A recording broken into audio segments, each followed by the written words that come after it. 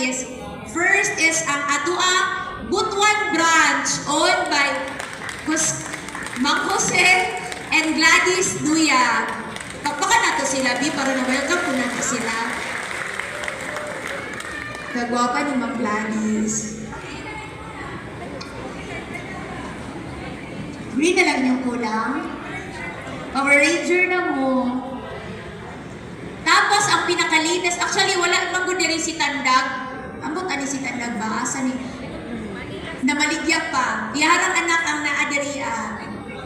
Oh, ikaw na lang mag... Ang ato ang Tandag branch, represented by her youngest daughter, Manny and si Lea Gordosa. Si Tita Anchi actually ang owners at ang buwan. Dali, Manny. Pakpakirin nyo ba? Ako may nang igagaw.